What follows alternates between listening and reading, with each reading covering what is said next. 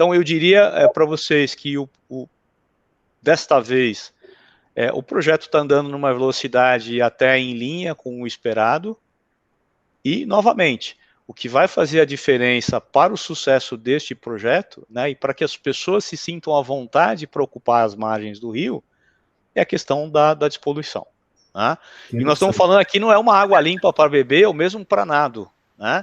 É uma água que, é uma qualidade de água que permita você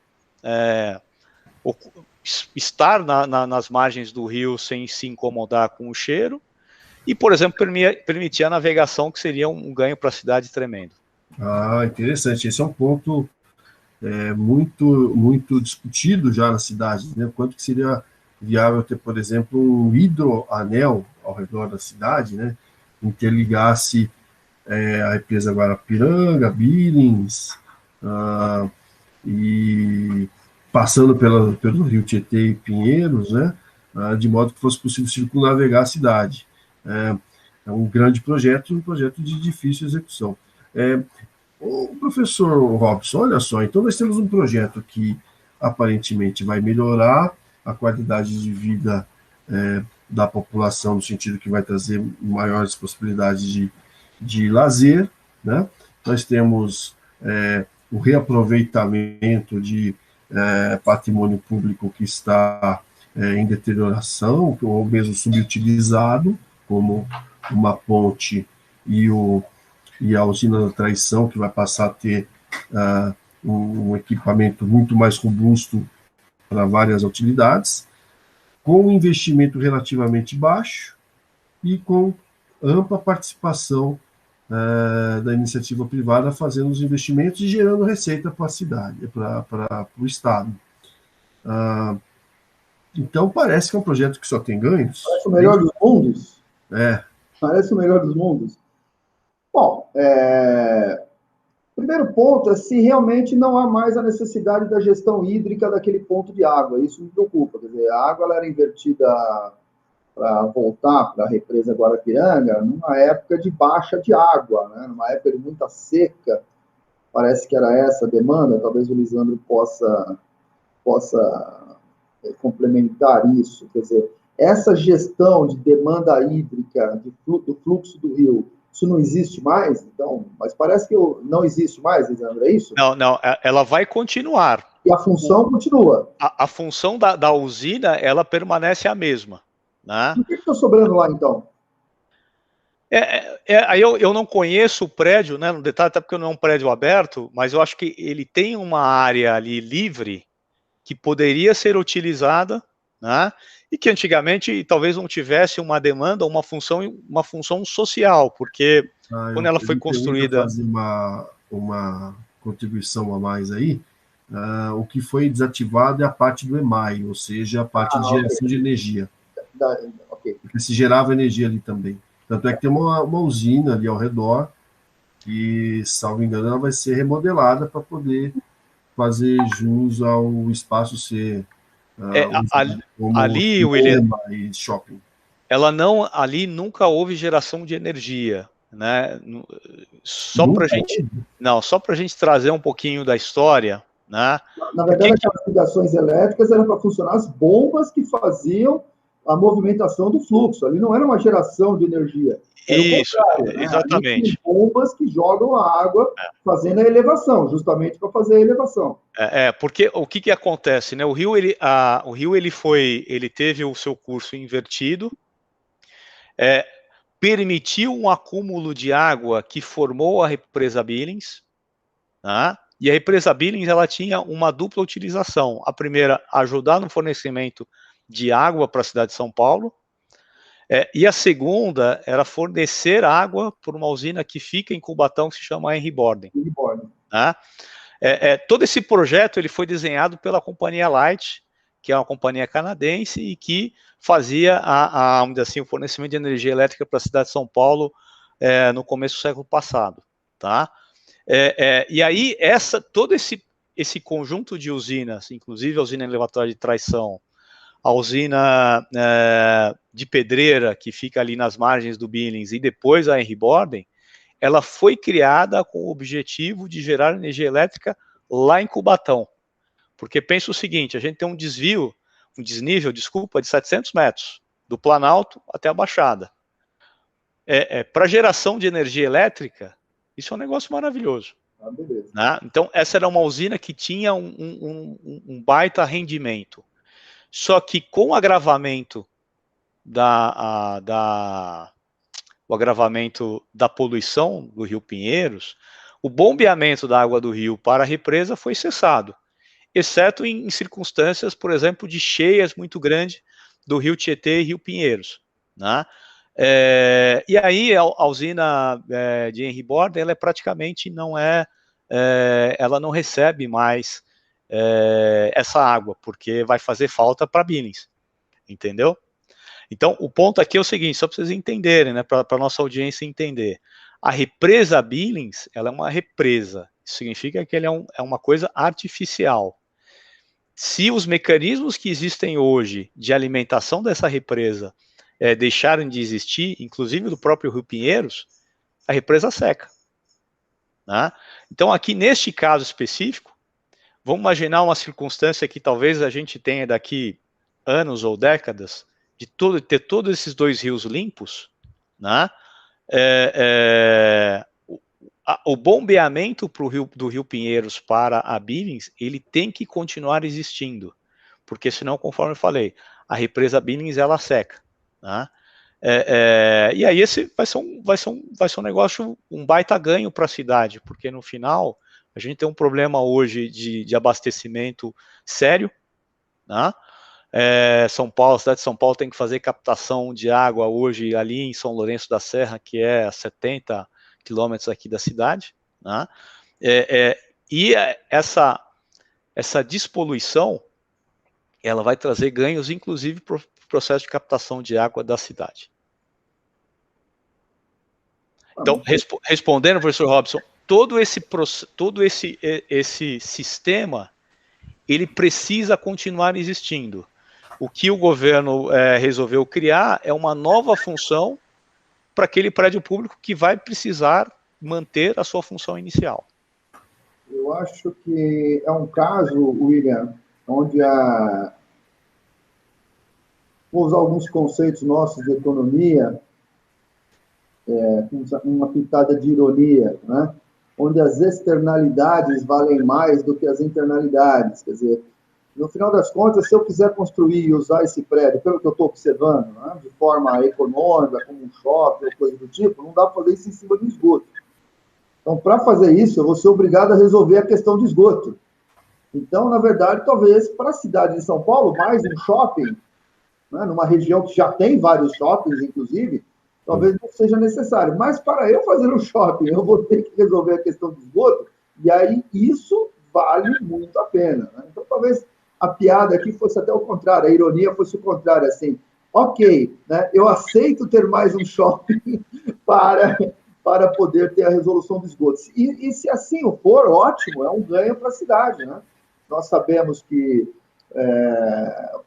todas as esferas governamentais passam por dificuldades financeiras enormes, inclusive agora, em época de pandemia, né? Nós estamos, os estados, os municípios, o governo federal já eram altamente endividados, e agora na pandemia mais ainda, né? A PEC da pandemia, que permitiu gastos específicos com a pandemia, sem incluir isso na lei de responsabilidade fiscal, ela é apenas um arremedo jurídico para que os dirigentes, para que os governantes não sofram processos pela lei de responsabilidade fiscal. Mas o bolso é o mesmo, né? É como se você dissesse assim, olha, né, eu estou com a minha conta corrente com saldo negativo estourado. Como é que eu resolvo isso? Vou abrir uma outra conta corrente com outro cheque especial. Então agora nós temos mais dinheiro, né? Porque aquele dinheiro que eu estava devendo, agora eu estou devendo aqui. Ora, na verdade, você continua devendo os dois.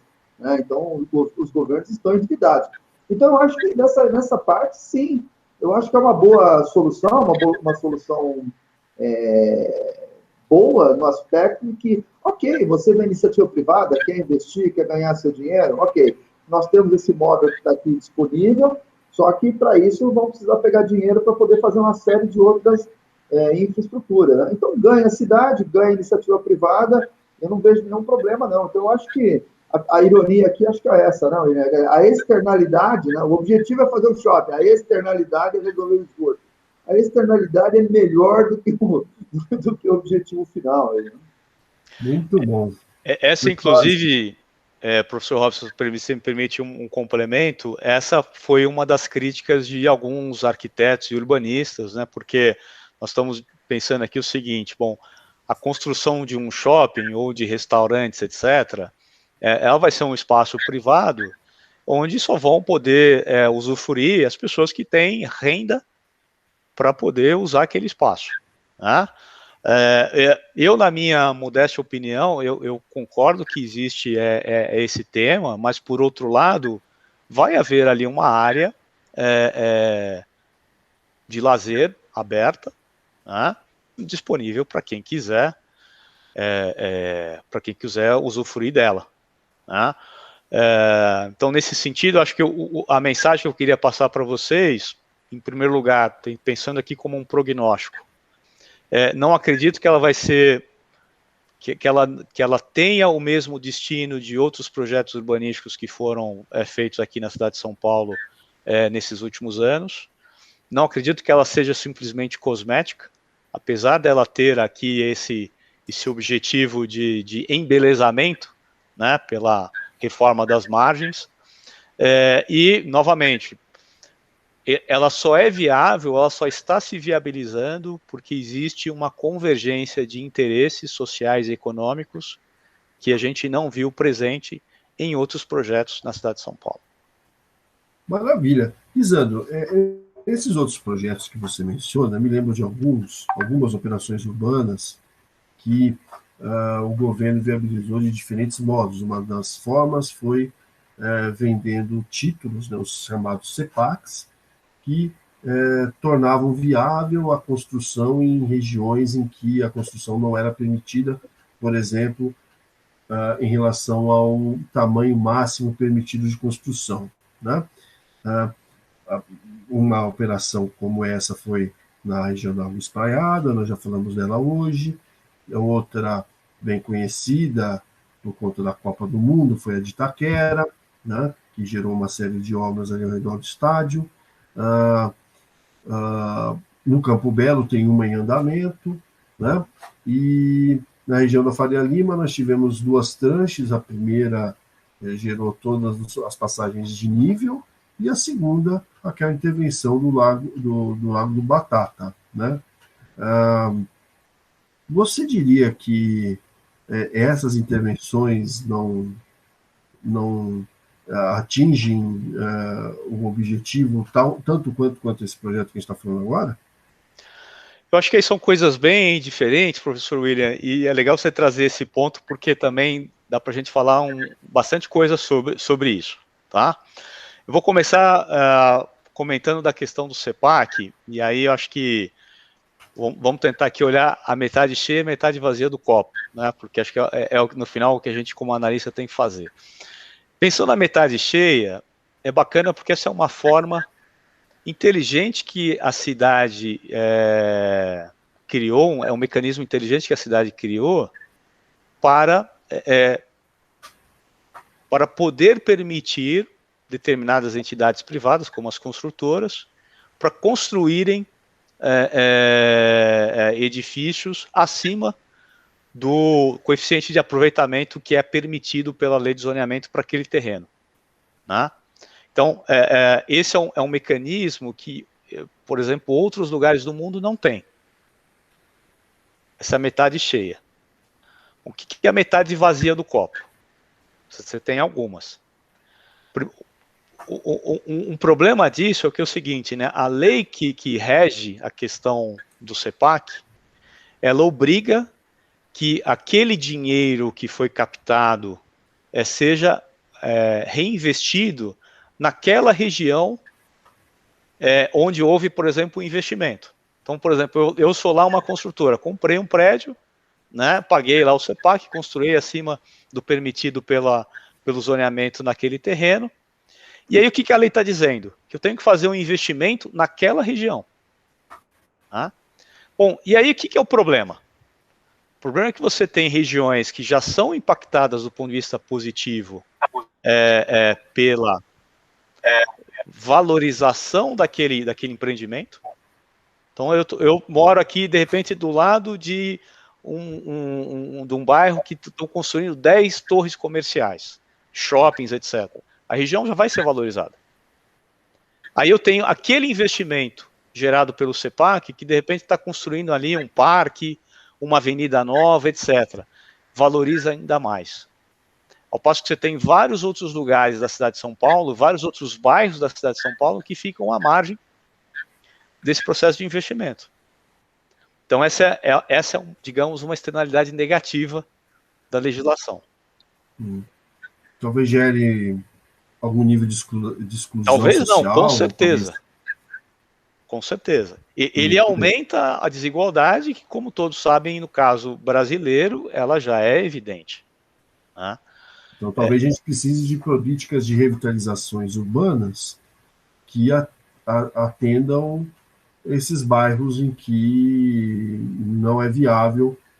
A gente falou sobre o CEPAC é uma política municipal, e o projeto em tela, esse que nós estamos discutindo, é um projeto estadual. Não há, nesse momento, nenhuma indicação de que a prefeitura vai se inserir nesse projeto, fazendo um CEPAC, uma operação urbana, ou seja o que for. Né? Porque o CEPAC, na verdade, já está nesta região, tá? Diga-se de passagem. Ok. É mesmo? Então perceba aqui, né, nós estamos falando o seguinte, nós estamos falando de uma região de São Paulo relativamente pequena, em que houve, né, alguns interesses para que ela se desenvolvesse do ponto de vista imobiliário, através ou viabilizada pelo CEPAC. Os investimentos captados pelo CEPAC foram canalizados para esta região, potencializando a sua valorização, e aí, como cereja do bolo, a gente tem agora a despoluição do rio. Então, percebam que é justamente a questão dos interesses econômicos que eu discuti com vocês agora há pouco, e que viabilizam esta proposta da forma como ela está hoje. Então, assim, por que está fazendo isso no Rio Pinheiros e não no Rio Tietê, lá perto de Itaquá? Né? A demanda é a mesma. A demanda das pessoas que moram na região próxima ou que vão utilizar o Rio Pinheiros seria a mesma das pessoas que estão lá em Itaquá, em Suzano, em São Miguel Paulista. Né? Mas por que está construindo nesta região e não lá? São questões econômicas. Mas eu queria... O fato de ser um cartão postal da cidade, né, o Rio Pinheiros, naquela região em particular. Exatamente. Né? Mas eu queria só, para a gente não perder o gancho, na hora que você falou do CEPAC, então o que é o CEPAC? O CEPAC é uma permissão para você, é o valor que você paga, né, via um instrumento de financiamento, para você poder construir além do coeficiente de aproveitamento daquele terreno. O problema que nós temos aqui na cidade de São Paulo, e ele é estrutural de algumas décadas, é que a lei determina um coeficiente de aproveitamento dos terrenos muito baixo. Né? Só para vocês terem uma ideia, tá? Você pega bairros consolidados e que, pelo nosso padrão, são verticalizados. Vou dar uma ideia aqui de densidade, tá? Pinheiros, Itaim, Moema. Bairros de classe média, razoavelmente verticalizados, tá certo? Densidade média, mais ou menos, desses bairros, 8.000 habitantes por quilômetro quadrado. Vou dar uma ideia para vocês do que é a densidade média de cidades como Paris. Vocês querem chutar? 10 mil? 20 mil. 20 mil? Buenos Aires, Barcelona, 16.000 habitantes. O dobro. Manhattan. Não sei se vocês já foram para Manhattan, né? É um lugar super verticalizado, né? Vários arranha-céus aí de 400 metros de altura. Mais ou menos aqui, se não me falha a memória, entre 26 a 28 mil habitantes por quilômetro quadrado.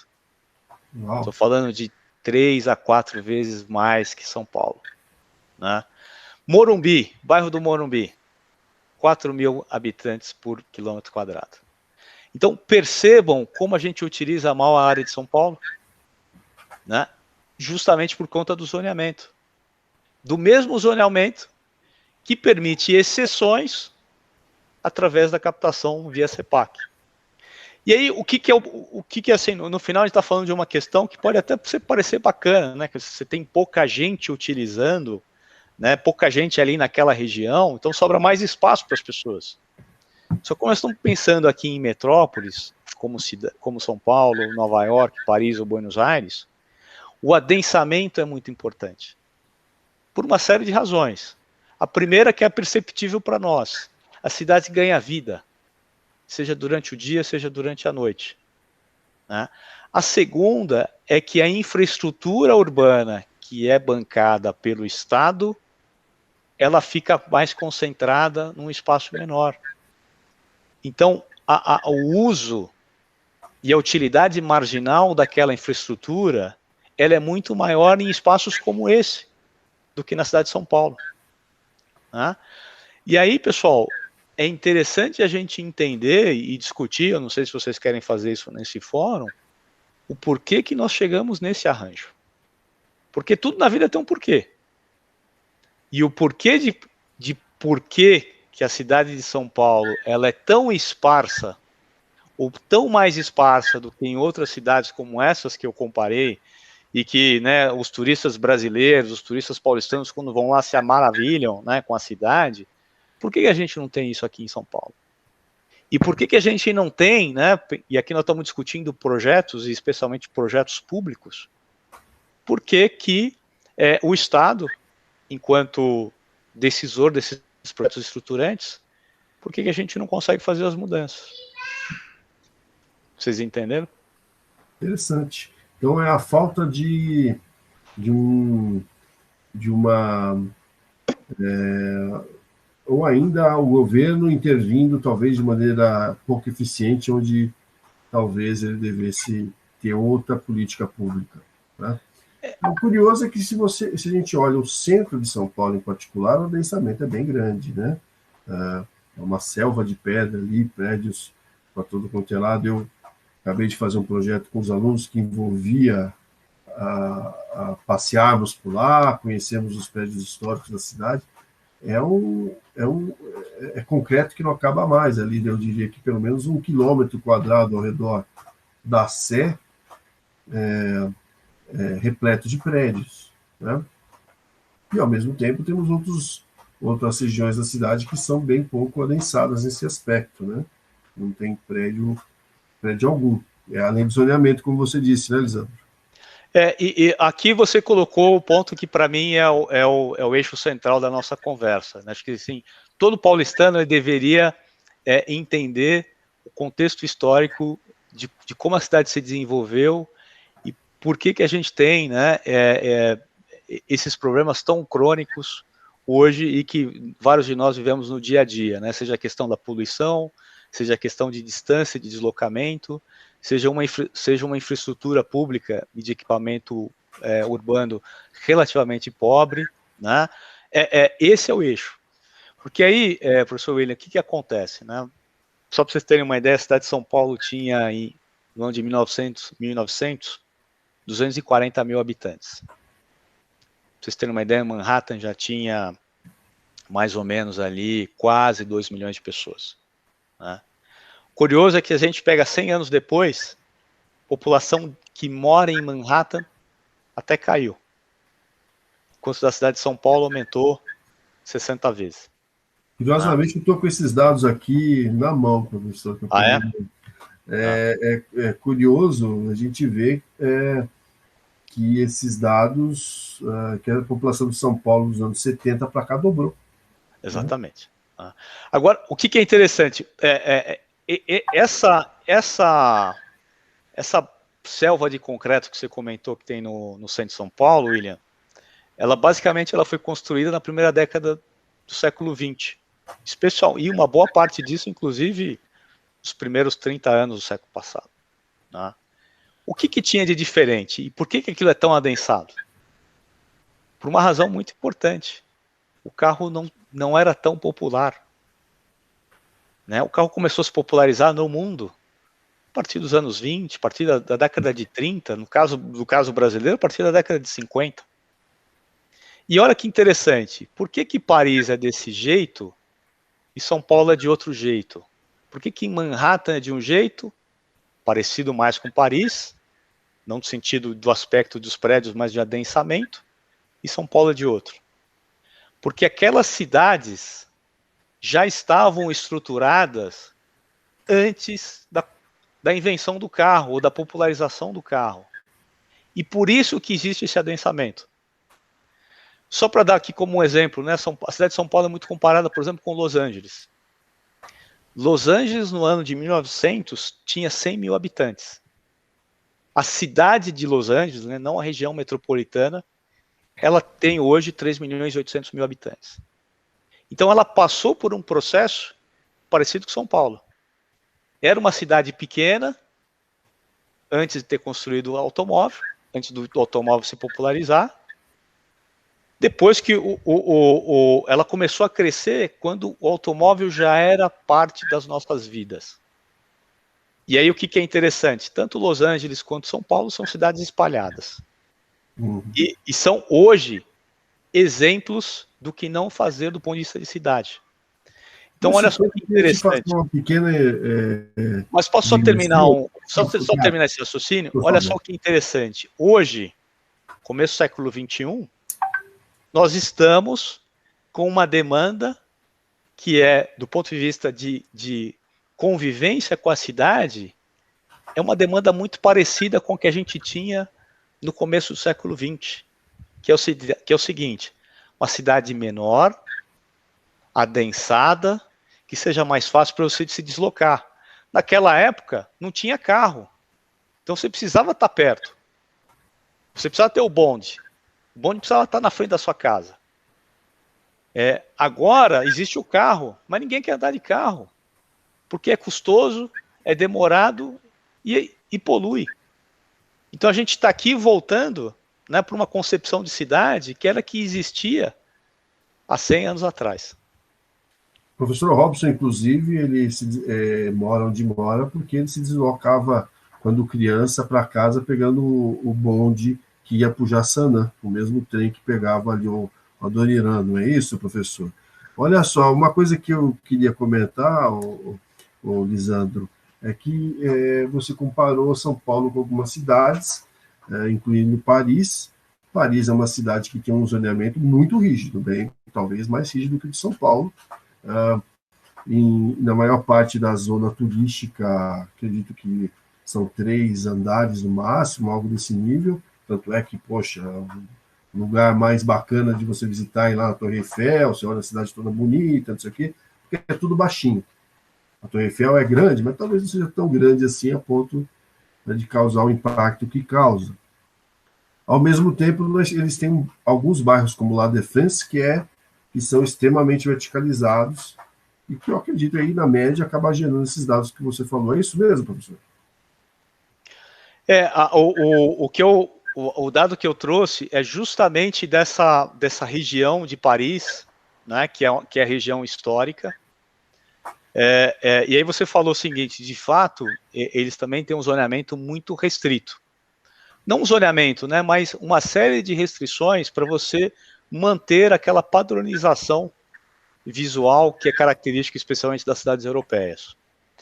Mas o que eu acho interessante, William, do teu comentário, se me permite, eu vou fazer um pequeno desvio para a gente poder comparar o que acontece numa cidade como São Paulo, o que acontece, por exemplo, com Paris, Buenos Aires.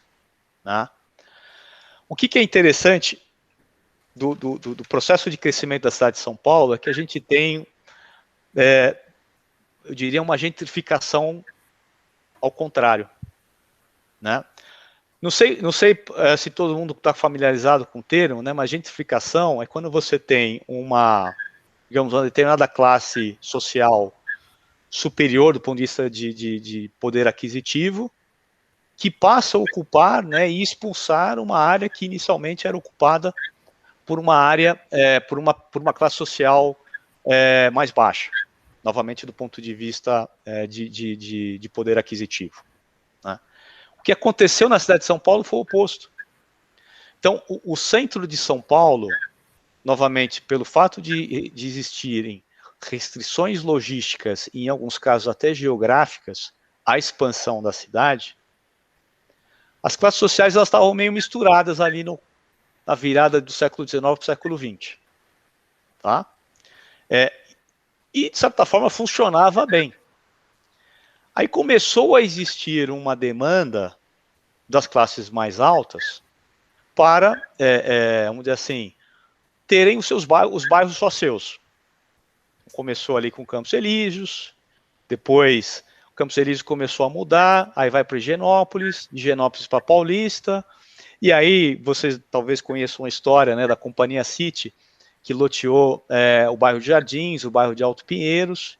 E aí o que acontece? A cidade foi se espalhando, e aquela região que concentrava a infraestrutura disponível da cidade, ela foi se deteriorando. Então, uma característica desse processo de desenvolvimento urbano da cidade de São Paulo é que ele foi muito excludente, como aliás sempre é. Mas a diferença que a gente tem, por exemplo, para Paris, é que em Paris, por exemplo, aconteceu uma gentrificação de fato. À medida que aquele espaço foi se consolidando, ele foi expulsando as pessoas que moravam ali para as periferias. O que aconteceu com São Paulo foi meio que o oposto.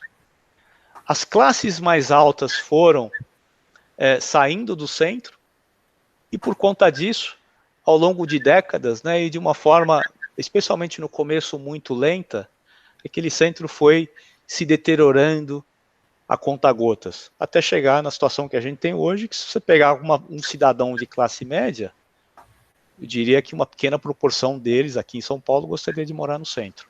E isso, inclusive, acontece também em várias outras capitais brasileiras.